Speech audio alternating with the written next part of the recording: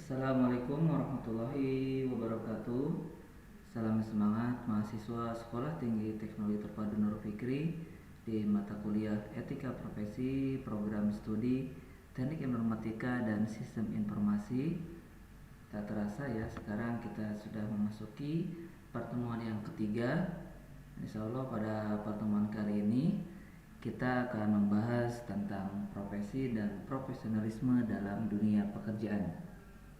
Nah, di sini ada beberapa pengertian profesi menurut para ahli. Nah, salah satunya yaitu oleh Edgar Skin pada tahun 1962. Dia mengatakan kalau profesi adalah suatu kumpulan atau satu set pekerjaan yang membangun suatu set norma yang sangat khusus yang berasal dari perannya yang khusus di dalam masyarakat. Kemudian pengertian profesi menurut Daniel Bell pada tahun 1973, dia mengatakan profesi adalah aktivitas intelektual yang dipelajari termasuk pelatihan yang diselenggarakan secara formal ataupun tidak formal dan memperoleh sertifikat yang dikeluarkan oleh sekelompok atau badan yang bertanggung jawab pada keilmuan tersebut dalam melayani masyarakat. Menggunakan etika layanan profesi dengan mengimplikasikan kompetensi, mencetus ide, kewenangan, keterampilan teknis dan moral, serta bahwa perawat mengasumsikan adanya tingkatan dalam masyarakat. Sedangkan di sini ada pengertian profesi menurut Kamus Besar Bahasa Indonesia. Profesi adalah bidang pekerjaan yang dilandasi pendidikan, keahlian, yang dimana itu ada keterampilan, kejuruan dan sebagainya. Profesi adalah suatu pekerjaan atau jabatan yang disebut profesi itu tidak dapat dipegang oleh sembarang orang, tetapi memerlukan persiapan melalui pendidikan dan pelatihan secara khusus. Nah, ini di sini ada ciri-ciri profesi. Yang pertama yaitu terdapat keahlian atau pengetahuan khusus yang sesuai dengan bidang pekerjaan, di mana keahlian atau pengetahuan tersebut didapatkan dari pendidikan atau pengalaman.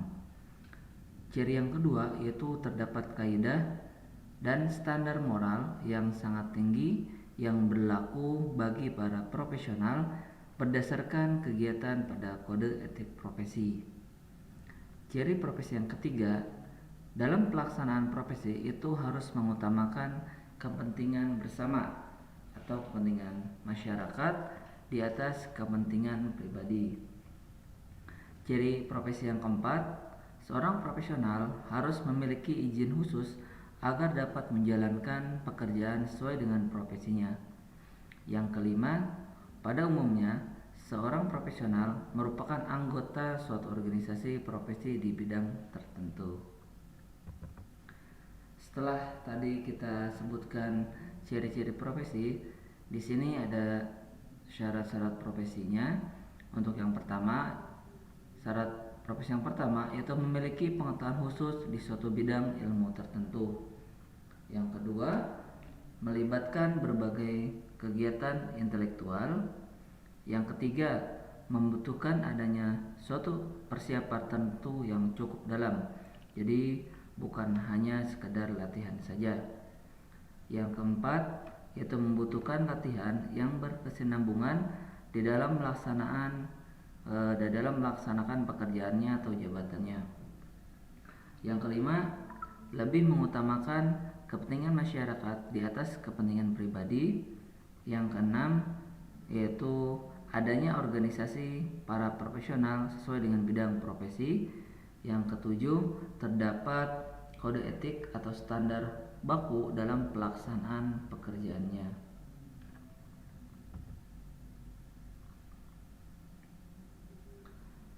Nah, di sini juga teman-teman, setelah kita bahas tentang ciri-ciri dan syarat-syarat profesi, selanjutnya yaitu ada karakteristik profesi ya. Nah, pada dasarnya kan profesi itu sangat berhubungan dengan pekerjaan, tapi tidak semua jenis pekerjaan itu merupakan profesi.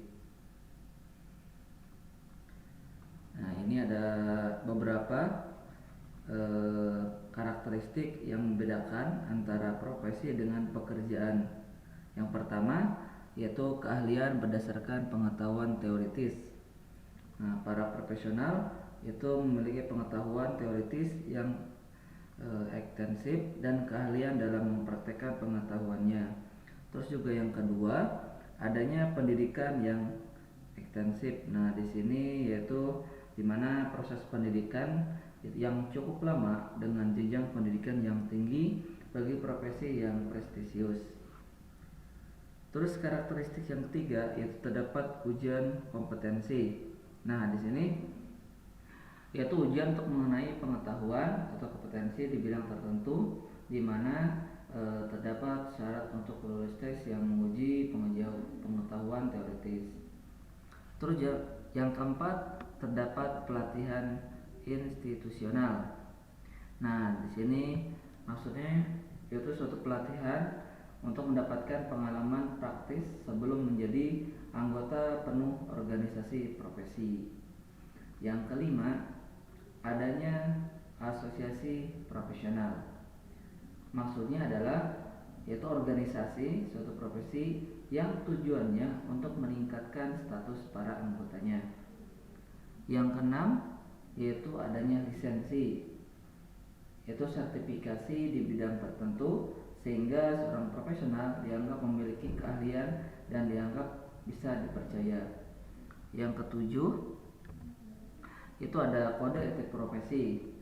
Maksudnya itu suatu prosedur dari organisasi profesional yang mengatur para anggotanya agar bekerja sesuai aturan. Yang kedelapan, adanya otonomi kerja. Nah, itu pengendalian kerja dan pengetahuan teoritis para profesional untuk menghindari intervensi dari luar. Yang kesembilan, yaitu mengatur diri. Nah, seorang profesional diatur oleh organisasi profesi tanpa adanya campur tangan pemerintah. Yang kesepuluh, layanan publik dan altruisme, yaitu pendapatan atau penghasilan dari kerja profesi yang dipertahankan selama berhubungan dengan keperluan masyarakat. Dan yang ke-11 yaitu status dan imbalan tinggi. Nah, seorang profesional yang sukses akan mendapatkan status yang tinggi dan imbalan yang layak sebagai pengakuan terhadap layanan yang diberikan kepada publik. Selanjutnya kita akan menjelaskan tentang macam-macam profesi dan pekerjaan. Karena profesi dan pekerjaan itu kan merupakan dua istilah yang berbeda. Setiap profesi adalah pekerjaan, tapi setiap pekerjaan belum tentu dapat dikategorikan sebagai profesi. Ya, secara sederhananya profesi itu kan pekerjaan yang membutuhkan pelatihan, keterampilan, keahlian, pengetahuan tertentu. Sedangkan kalau pekerjaan ya segala hal yang dapat dikerjakan yang tujuan itu untuk mendapatkan atau menghasilkan uang. Di sini ada daftar atau macam-macam profesi dan pekerjaan. Yang pertama ada seorang guru. Tugas utama seorang guru adalah sebagai pengajar dan pendidik. Sebagai pengajar, guru itu berkewajiban mengajarkan ilmu pengetahuan kepada anak didiknya sesuai dengan bidang ilmu yang dikuasai. Nah, diharapkan ilmu pengetahuan yang diberikan itu bisa membantu anak-anak atau peserta didiknya sukses di masa depan. Lebih dari itu juga seorang guru harus bisa menjadi pendidik yang bisa menjadi teladan dalam perilaku, tutur kata, serta sikapnya sehari-hari. Nah, makanya di dalam masyarakat Jawa, guru itu kependekan dari digugu dan ditiru. Ya, maksudnya itu didengarkan, kemudian juga diteladani. Terus yang kedua ada dokter. Nah, dokter adalah seorang yang sudah lulus dari pendidikan kedokteran dan memiliki wewenang untuk melakukan praktik kedokteran dalam upaya memberikan pelayanan kesehatan bagi masyarakat. Sama ya seperti guru, profesi dokter juga sangat mulia dan banyak dicita-citakan oleh anak-anak. Tugas utamanya seorang dokter adalah memeriksa, kemudian juga mendiagnosis suatu penyakit, terus juga membantu pasien untuk sembuh dari penyakit, dan sebagai tempat berkonsultasi tentang masalah kesehatan. Kenapa? Karena ini berkaitan dengan masalah kesehatan keselamatan hidup pasien. Nah, dokter termasuk profesi yang sangat berisiko tinggi. Terus yang ketiga ada arsitek. Nah, arsitek adalah seseorang yang ahli di bidang ilmu arsitektur, yaitu ahli di rancang bangun atau ahli lingkungan binaan. Seorang arsitek bertugas untuk merencanakan, merancang, dan mengawasi proyek konstruksi bangunan sehingga memenuhi aspek teknik, estetika, budaya, dan sosial. Namun sebenarnya lingkup kerja arsitek bukan hanya berkaitan dengan bangunan, tetapi juga dengan interior ruangan, kompleks bangunan, bahkan lingkup kota dan regional. Makanya dibedakan dalam lebih 5 jenis ya, ada jasa desain industri, hunian, landscape, komersial, dan grand building. Terus yang keempat ada tentara. Nah, tentara juga termasuk profesi yang sangat berisiko tinggi. Kenapa? Karena kalau kita memilih menjadi seorang tentara, ya berarti kita sudah siap mengorbankan jiwa dan raga kita untuk membela bangsa dan negara. Tugas utama seorang tentara itu menegakkan kedaulatan negara, mempertahankan keutuhan wilayah Republik Indonesia, dan melindungi seluruh bangsa dan tumpah darah Indonesia dari segala macam ancaman dan gangguan. Kemudian juga ada perawat. Nah, perawat adalah seorang tenaga medis yang tugasnya itu membantu proses kesembuhan pasien. Pekerjaan yang menjadi tanggung jawab perawat diantaranya yaitu menyuntik, mengganti infus, memberikan obat, mencatat riwayat pasien, membantu operasi, dan sebagainya. Lebih dari itu, perawat juga harus siap melayani pasien dalam segala situasi, ya baik dalam kondisi siang ataupun malam. Tak berlebihan jika perawat juga sebagai tulang punggung pelayan kesehatan.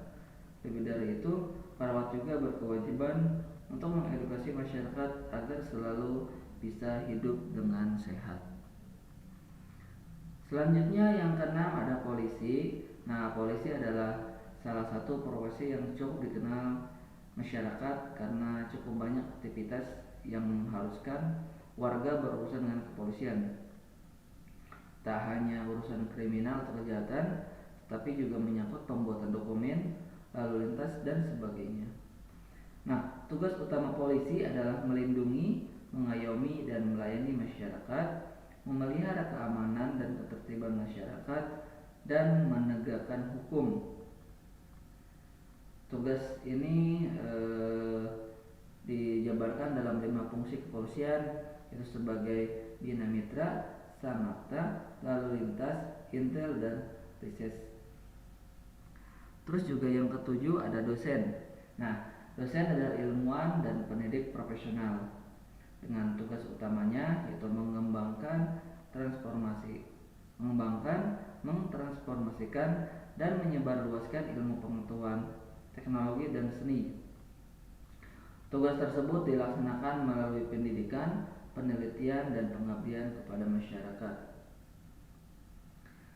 Selain tanggung jawab di ruang kuliah, seorang dosen juga harus memiliki tugas pengabdian lain dalam bidang kemanusiaan dan kemasyarakatan, melaksanakan penelitian, dan mengembangkan ilmu pengetahuan dan teknologi.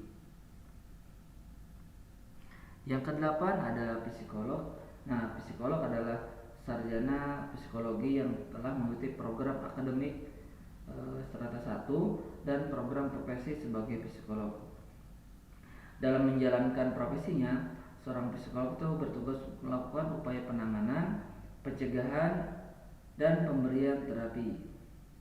Seorang psikolog memiliki pemahaman mendalam tentang ilmu kejiwaan dan hal-hal yang berhubungan dengan perkembangan manusia dalam melakukan upaya penanganan, pencegahan, pendiagnosisan, dan pemberian terapi, Psikolog fokus pada aspek sosial dengan memberikan terapi psikologi.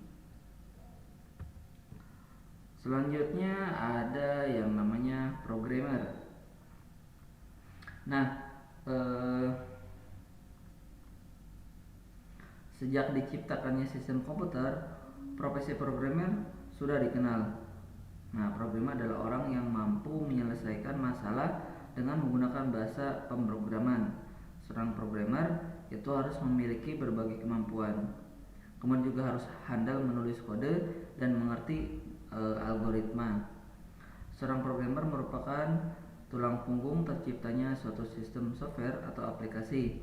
Untuk itu, ia harus menguasai minimal satu bahasa pemrograman dan mahir menggunakannya. Untuk seorang programmer itu bisa merupakan lulusan sekolah tinggi, universitas, ataupun sekolah kejuruan. Terus juga ada pemadam kebakaran. Nah, profesi yang memiliki risiko sangat besar adalah petugas pemadam kebakaran karena terluka, cacat fisik, atau bahkan nyawa bisa menjadi taruhan saat menjalankan tugas yang tidak ringan. Karena itu, seorang petugas pemadam kebakaran harus memiliki keberanian dan pengabdian. Tugas utama pemadam kebakaran adalah memadamkan api saat terjadi kebakaran. Namun, pemadam kebakaran juga harus melakukan upaya pencegahan dan penyelamatan. Upaya pencegahan dilakukan dengan memberikan edukasi terkait deteksi dini terhadap potensi kebakaran.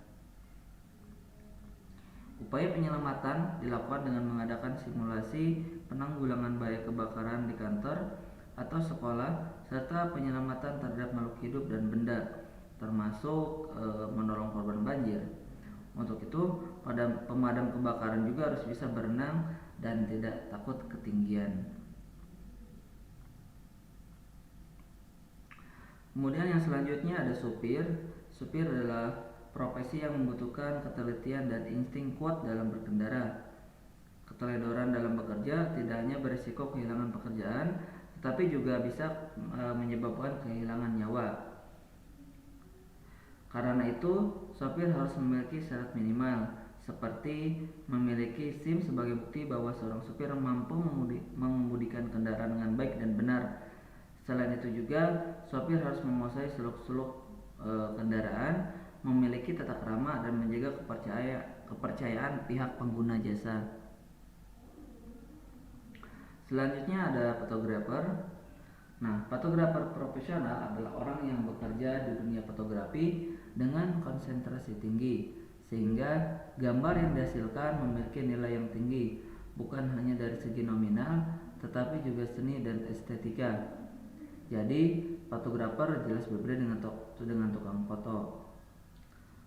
Tugas seorang fotografer bukan hanya memotret, ada banyak tahapan yang harus dipikirkan dan dilaksanakan oleh fotografer, seperti penentuan ide dan konsep, perencanaan, persiapan, pemotretan, editing, layout, dan percetakan gambar. Jadi, teman-teman, profesi adalah jenis pekerjaan yang membutuhkan pengetahuan dan keterampilan khusus dari suatu badan pembelajaran yang diakui oleh publik. Nah, suatu profesi dipersiapkan untuk menerapkan pengetahuan di bidang tertentu dan melatih keterampilan tersebut untuk kepentingan orang lain. Seseorang yang memiliki profesi di bidang tertentu disebut dengan profesional atau orang yang ahli di bidang tertentu. Di sini ada pengertian profesional. Profesional adalah pekerja yang menjalankan profesi.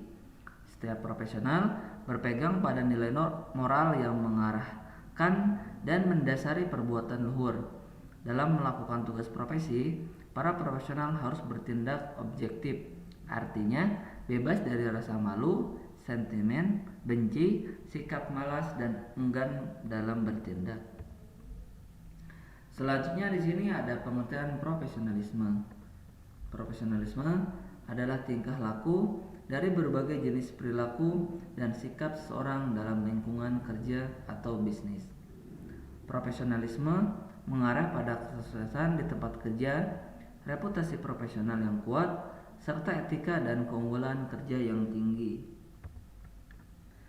Di sini ada ciri-ciri profesionalisme. Yang pertama yaitu mempunyai keterampilan yang tinggi dalam suatu bidang serta kemahiran dalam menggunakan peralatan tertentu yang diperlukan dalam pelaksanaan tugas yang bersangkutan dengan bidangnya. Terus juga yang kedua, memiliki ilmu dan pengalaman serta kecerdasan dalam analisis suatu masalah dan peka di dalam membaca situasi cepat dan tepat, serta cermat dalam mengambil keputusan terbaik atas dasar kepekaan. Ciri yang ketiga yaitu mempunyai sikap berorientasi ke depan, sehingga punya kemampuan mengantisipasi perkembangan lingkungan yang terbentang di hadapannya. Yang keempat yaitu mempunyai sikap mandiri berdasarkan keyakinan akan kemampuan pribadi, serta terbuka, menyimak dan menghargai pendapat orang lain, namun cermat dalam memilih yang terbaik bagi diri dan perkembangan pribadinya. Sikap seorang profesionalisme. Yang pertama yaitu harus mempunyai sikap komitmen yang tinggi. Jadi seorang profesional harus mempunyai komitmen yang kuat pada pekerjaan yang sedang dilakukannya. Yang kedua, sikap tanggung jawab, yaitu harus bertanggung jawab penuh terhadap pekerjaan yang dilakukannya sendiri.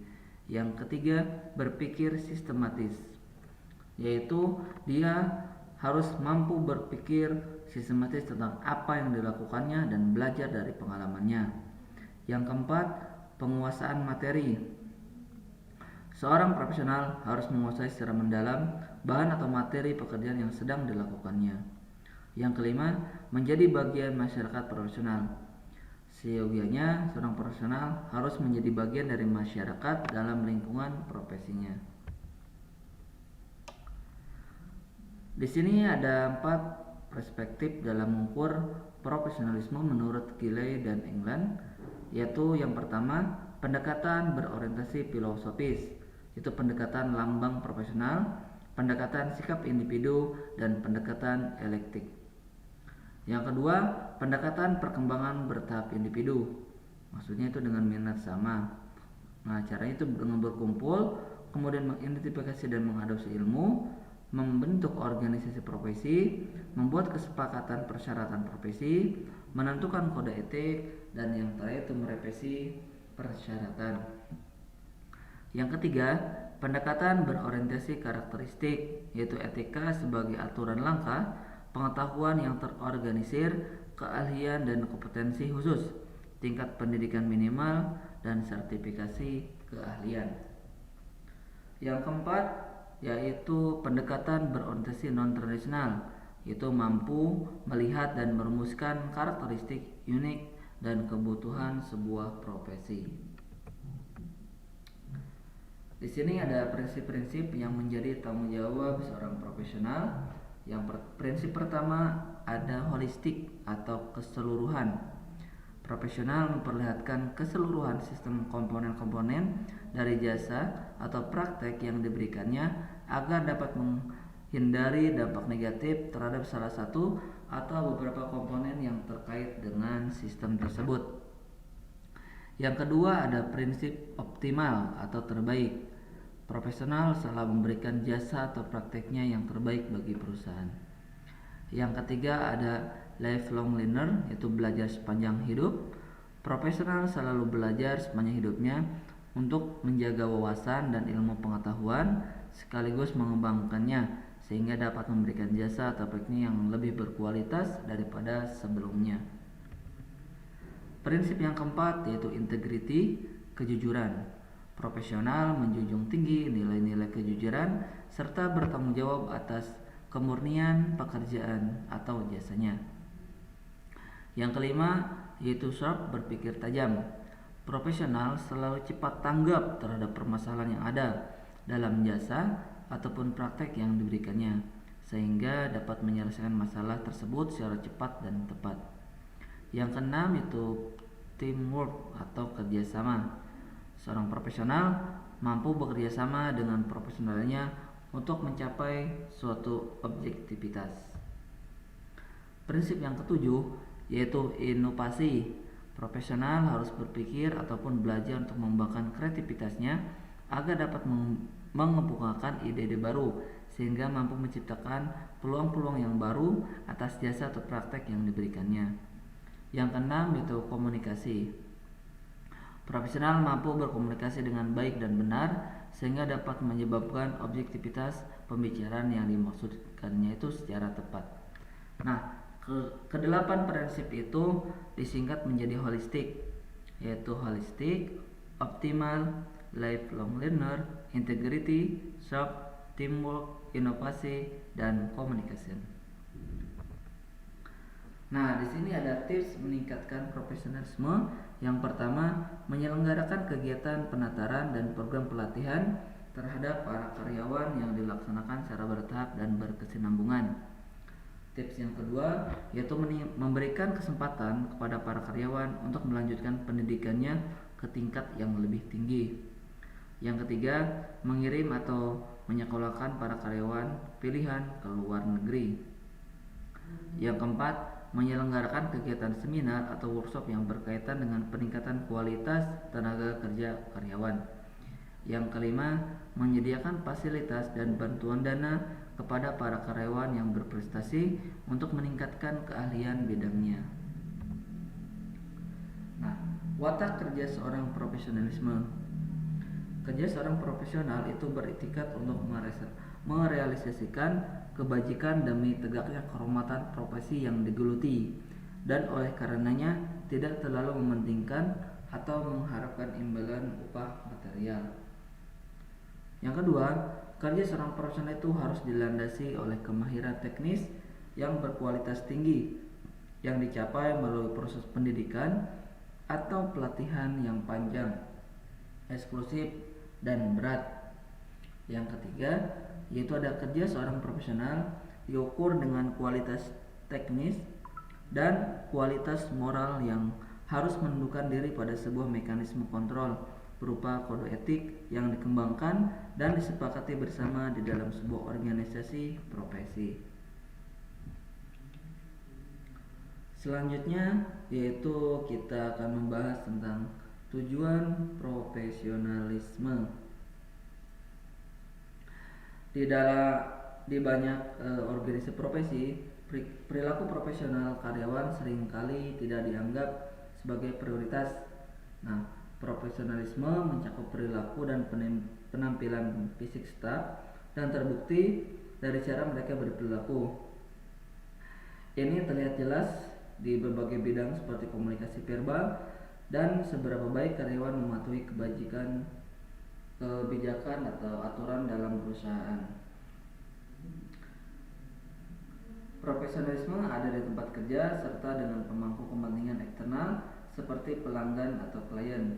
Meskipun terkadang sering diabaikan, perilaku profesional semua staf diperlukan untuk kesuksesan bisnis jangka panjang yang terlepas dari ukurannya. Nah, di sini tujuan profesionalisme yang pertama itu meningkatkan rasa hormat. Ketika profesionalisme dihargai dalam arti budaya organisasi, mayoritas karyawan akan berperilaku serupa. Lingkungan profesional membangun rasa hormat tidak hanya kepada tokoh berwibawa, tetapi juga kepada klien dan rekan kerja. Yang kedua, mengembangkan reputasi bisnis. Sebuah perusahaan yang dikenal dengan reputasi positif dan profesionalisme adalah perusahaan yang akan bertahan dalam ujian waktu.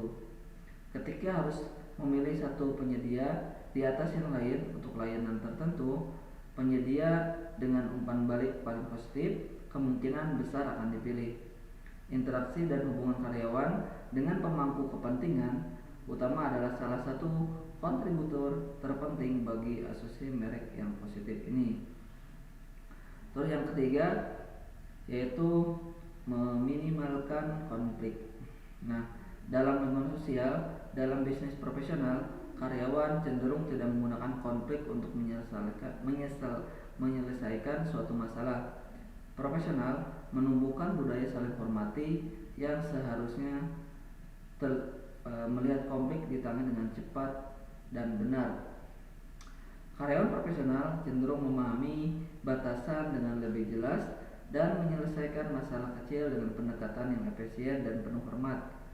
Perilaku profesional juga membantu staf menghindari menyinggung klien kepada mereka memiliki perspektif yang berbeda serta menyinggung orang-orang dari unsur budaya atau latar belakang yang berbeda.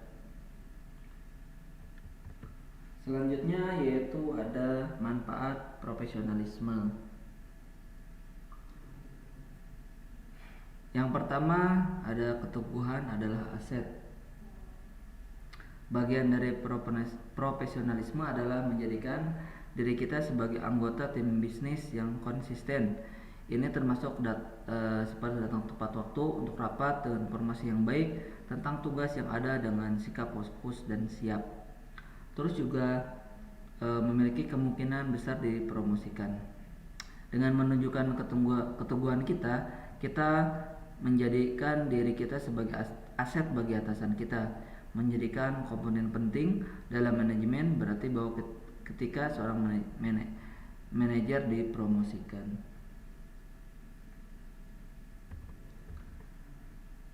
Contoh profesionalisme seperti dalam dunia pekerjaan seperti ini ya. Dalam hal ini contoh kasusnya adalah ada seorang